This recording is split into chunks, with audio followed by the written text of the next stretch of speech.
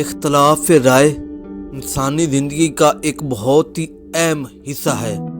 ہر شخص کی سوچنے سمجھنے اور خیالات کی دنیا مختلف ہوتی ہے، کیونکہ جتنا جس کے پاس نالج ہوتا ہے وہ اس طریقے سے سوچتا ہے، اور پھر وہ اپنے اسی نالج کی بنیاد پر دوسروں کے بارے میں رائے بناتا ہے کہ اگلا شخص اچھا ہے یا برا ہے۔ اسی طرح سامنے والا شخص بھی اپنے نالج کی بنیاد پر دوسروں کے بارے میں رائے بناتا ہے، تو وہ دونوں شخص ایک دوسرے کے ساتھ اختلاف رائے رکھ سکتے ہیں تاکہ ایک دوسرے کے نظریات کو سمجھ سکیں۔ لیکن بدقسمتی سے ہمارے معاشرے میں اختلاف کو اکثر دشمنی سمجھ لیا جاتا ہے۔ جب دو لوگ کسی معاملے پر مختلف رائے رکھتے ہیں تو بجائے اس کے کہ وہ ایک دوسرے کی بات کو سنیں اور عزت دیں، وہ آپس میں لڑنے لگ جاتے ہیں۔ اس کا نتیجہ یہ نکلتا ہے کہ دوستیاں ٹوٹ جاتی ہیں، رشتے خراب ہو جاتے ہیں اور چھوٹے بڑے کی عزت کا لحاظ بھی ختم ہو جاتا ہے۔ آئیے ہم ایک مثال کے ذریعے دیکھتے ہیں کہ کیسے ایک چھوٹا سا اختلاف وقت کے ساتھ ساتھ دشمنی میں بدل سکتا ہے، اور پھر کیسے اسے درست طریقے سے حل کیا جا سکتا ہے۔ ایک گاؤں میں علی اور بلال رہتے تھے۔ وہ بچپن کے دوست تھے۔ وہ ہمیشہ ایک ساتھ وقت گزارتے، ہر بات پر ہنسی مذاق کرتے تھے اور ایک دوسرے کی رائے کی عزت بھی کرتے تھے۔ مگر ایک دن ان کی بحث اختلاف کی نظر ہو گئی۔ علی کا ماننا تھا کہ ماضی کے حکمرانوں نے ملک کی معیشت کو ترقی دی تھی، جبکہ بلال کا خیال تھا کہ موجودہ حکومت بہتر کام کر رہی ہے۔ تو ان کی بحث شروع ہو گئی۔ علی نے کہا، دیکھو بلال، تم مان لو کہ پچھلی حکومت نے ملک کو ترقی دی تھی، اس وقت معیشت بہتر ہو گئی تھی۔ تو اس وقت بلال کہتا ہے، ارے بھائی، تم پرانی باتوں میں پڑے ہو، موجودہ حکومت کے اقدامات دیکھو، ہر چیز کتنی بہتر ہو رہی ہے۔ ابتدا میں تو دونوں کے لہجوں میں نرمی تھی، لیکن جیسے جیسے گفتگو آگے بڑھتی گئی، جذبات کا رنگ غالب آنے لگا۔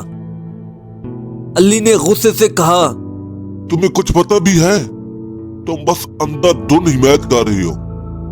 بلال نے چھیڑ کر کہا، اور تم جو اپنی حکومت کی ہر بات کو صحیح کہہ رہے ہو، وہ کیا ہے؟ آنکھیں کھولو علی، آنکھیں کھولو۔ دونوں نے ایک دوسرے کی اچھی باتوں کو بھی غلط ثابت کرنا شروع کر دیا۔ دلیل کی جگہ طنز نے لے لی۔ بات اتنی بڑی، علی نے طیش میں آ کر کہا، تم جاہل ہو، تمہیں سیاست کا کچھ علم بھی نہیں ہے۔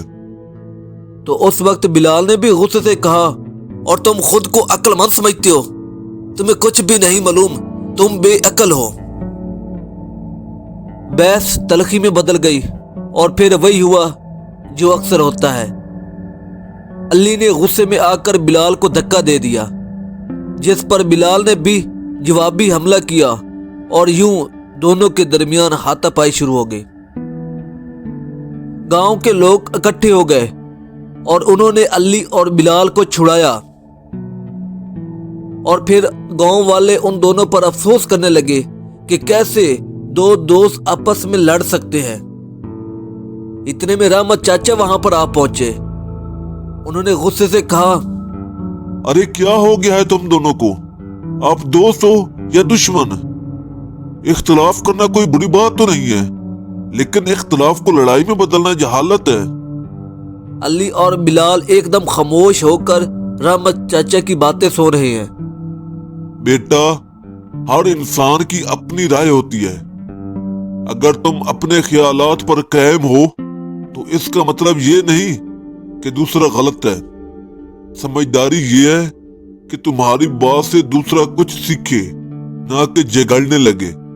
تو اس وقت علی شرمندہ ہو کر کہنے لگتا ہے، چاچا، لیکن وہ میری بات سن ہی نہیں رہا تھا۔ تو اس وقت رحمت چاچا مسکرا کر کہتے ہیں، کیا تم نے خود اس کی بات سنی تھی؟ اختلاف کا مقصد جیتنا نہیں، سیکھنا ہوتا ہے۔ اختلاف دشمنی نہیں، بلکہ نئے خیالات کو سمجھنے کا موقع فراہم کرتا ہے۔ بلال اور علی کی نظریں جھکی ہوتی ہیں۔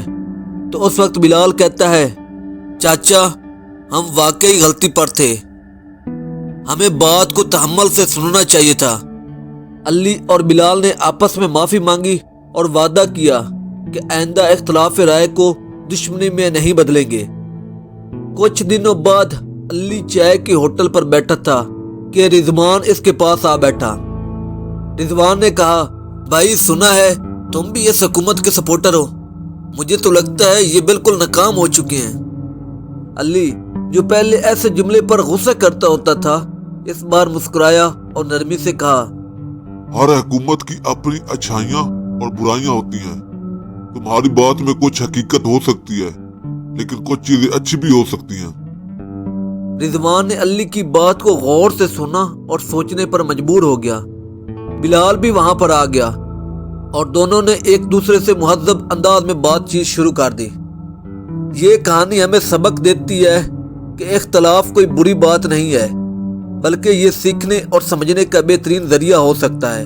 اگر ہم صبر، برداشت اور عزت کا دامن نہ چھوڑیں تو اختلاف دشمنی نہیں بلکہ ترقی کا ذریعہ بن سکتا ہے، بشرط یہ کہ ہم اسے مثبت انداز میں لیں۔